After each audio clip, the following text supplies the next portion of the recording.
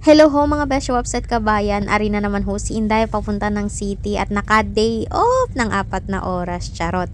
Isang araw talaga yon, kaso lang ay napakahaba ng biyahe, 5 hours balikan, kaya 4 hours lang ako nagatagal sa city. So ari, ako'y naga-video-video sa, sa train at nagamuni-muni anong mga dapat kong gawin pagdating ko ng city. Ari na po ay papunta dun sa unang stop ko dahil ako ay ga-transfer ng train mga besyo. Pinabilis ko na kasi baka mainip na naman kayo mga besyo. At maulan pala today mga besh. 1 hour later. Nandito na ako sa city mga bes. Punta ako sa susunod na run ko.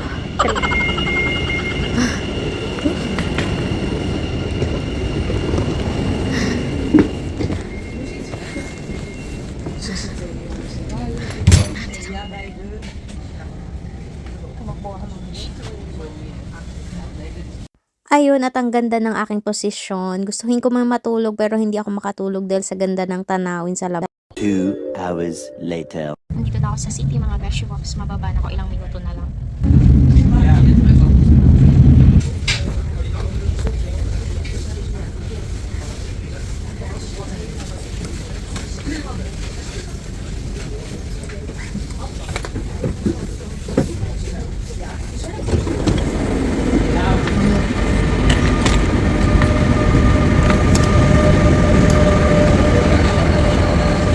Balik na sa hawan si Inday. Okay, right.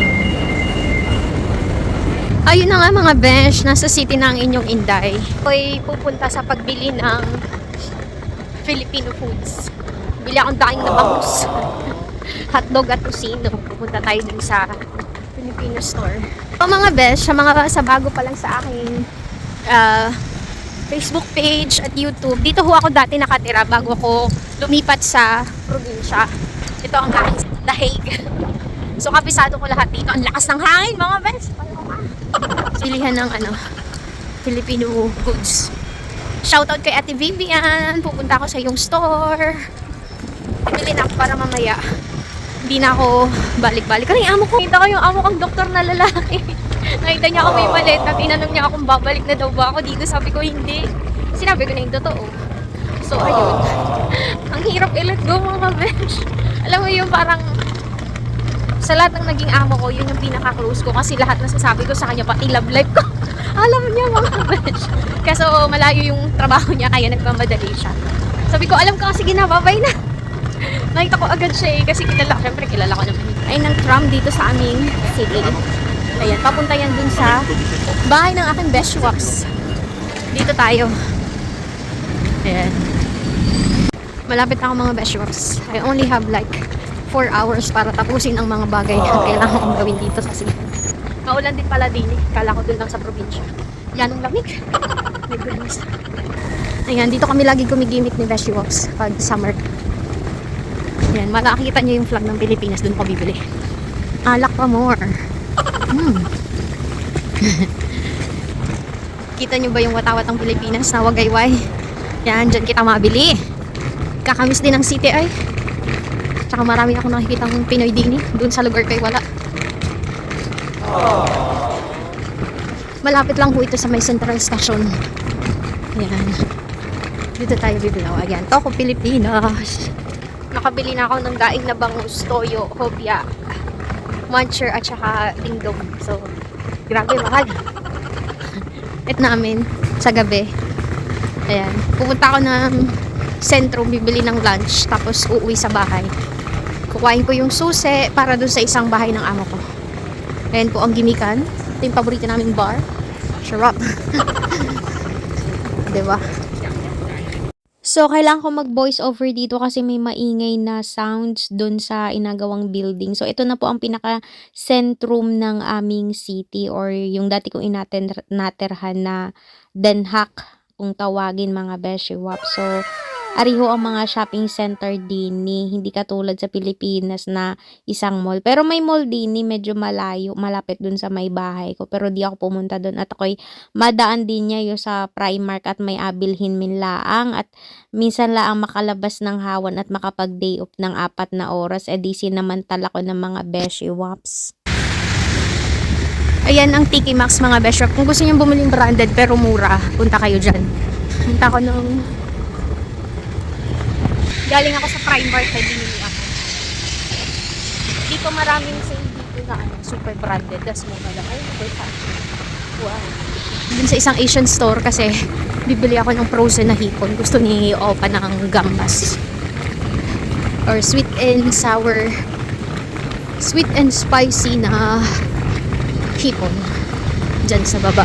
May frozen dyan. Medyo haggardness na ako pero okay lang. Tatapos na. Makauwi na ako at makakapag-ayos na ako ng mga gamit ko. Oh my God. Ay. Ang flower shop kasi may bibilin ako. Tingnan natin kung meron. Nandito ko sa city mga besh, mabilisan lang as in ang bilis ng oras dito. Hindi katulad sa province mabagal. So, ayun, tapos na ako. Wala akong nabiling tulips bulb na itatanim. Pauwi na ako at kakain. Mag-aayos ng mga bibit-bitin ko pabalik. Tapos, balik na. Ganun lang ang day off ko mga besh. Sobrang layo ng city. Ngayon lang naman kasi nag-aayos ako ng mga gamit ko mga besh wops. 3 hours later. Pabalik na ako ng probinsya mga besh wop. Paano kaya bibit-bitin to? Good luck sa akin. Maulan pa rin. Buti na lang di sila yung elevator. May tumulong sa akin pagbaba ko ng tram mga besh.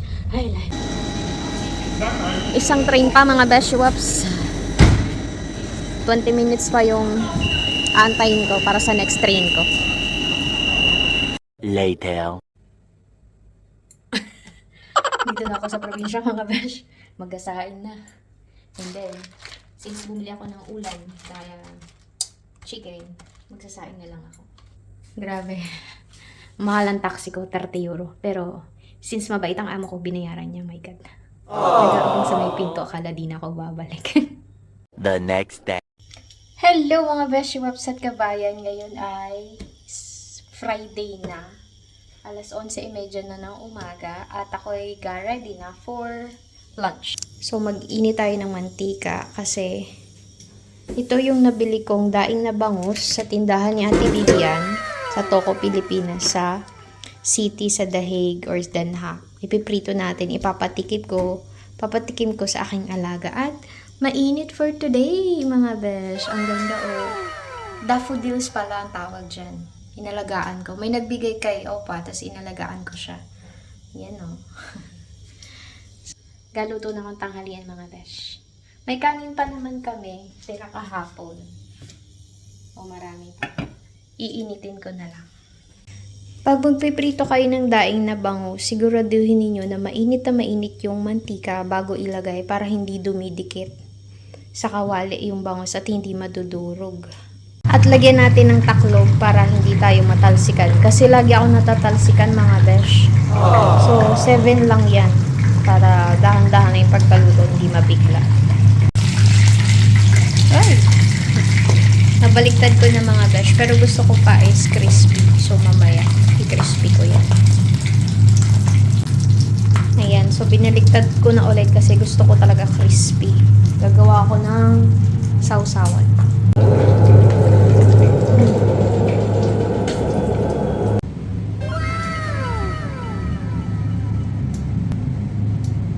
A few moments later. Abay, ubos mga besh. Nagustuhan ni Opa ang bangus. Yun ay kinainan ko ay. Sarapan siya. Later. And ayun mga beshwap, hapunan naman. Ang aming hapunan ay lumpia. Ako magra-rice. At may pansit pa. Ubusin na namin to kasi baka mapanis na.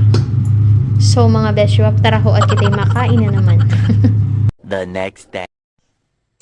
Good morning mga beshwaps at kabayan. Ngayon ay Sunday.